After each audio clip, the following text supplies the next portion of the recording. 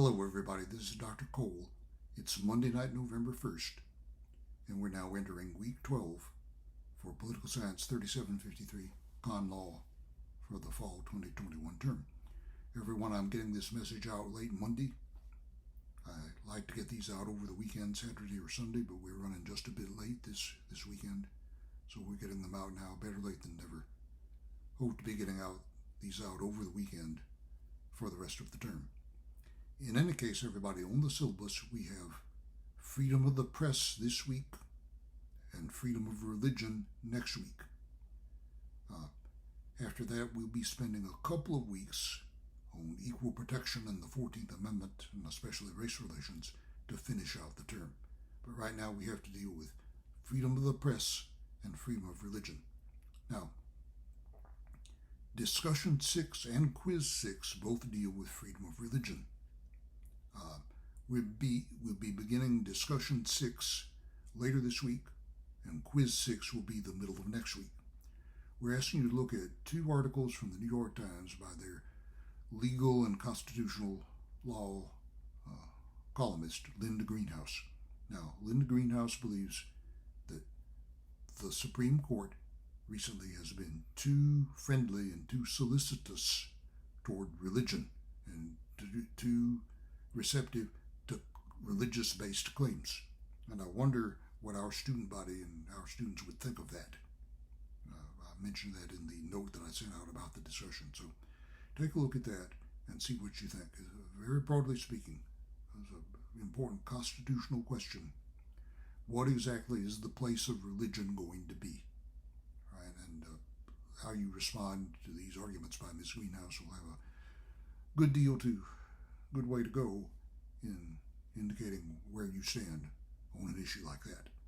Now, for next week, we have a pro and con debate over whether religious freedom is in danger in the United States.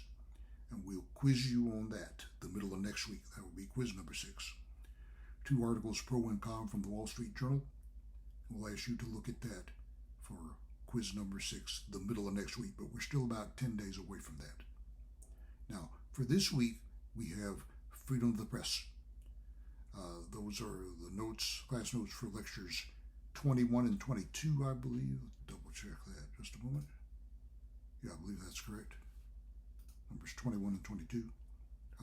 What you find as you look at these class notes, just to hit a couple of the highlights, we've been, in some respects, even more solicitous of freedom of the press than we have freedom of speech. Some people would insist that freedom of the press is even more basic. And we've defended and afforded a fairly robust protection to the press, going all the way back even before American independence was declared in the case of the trial of John Peter Zenger.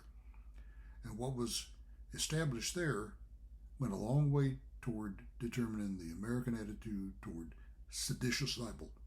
We really don't recognize seditious libel the same way they do in British law.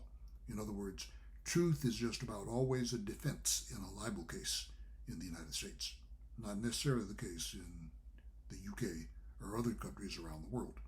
It's also reflected in the controversy over the Sedition Act just before 1800. You might have heard of the Alien and Sedition Acts. Those are separate pieces of legislation. For the purposes of freedom of the press, we're mostly interested in the Sedition Act of 1798, I believe, which ended up becoming more or less a dead letter with the election of Thomas Jefferson as president, because that was something passed into law at the behest of the Federalists aimed at Jefferson and his supporters. Now, another important issue for you to look at under freedom of the press is libel. Libel law is under some pressure. There's been some discussion that maybe the Supreme Court will reconsider its decision from way back in the early 1960s, I believe, in the case of New York Times versus Sullivan, where it was established that as a public figure or a public official, to win a libel case, you have to show actual malice. In other words, that the statement was knowingly made, falsehood.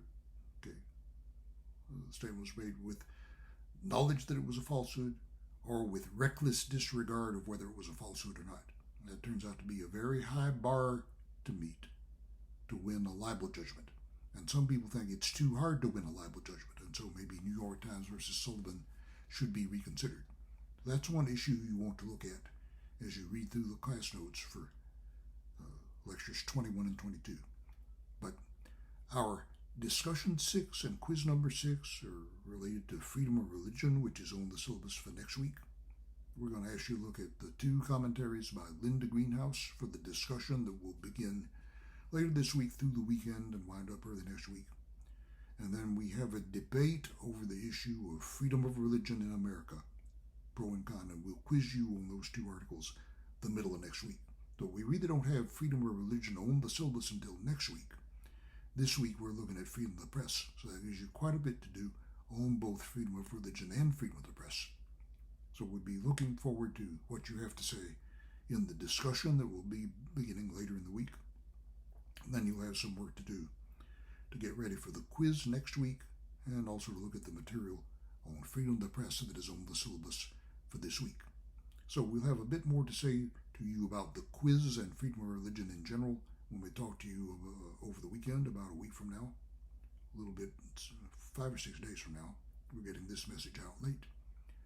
So we'll be looking forward to what you have to say in the discussion, and we'll talk to you a bit more about quiz number 6 in a few days over this coming weekend. So take a look at that stuff, contribute to the discussion, study hard, and we'll talk to you again in a few days.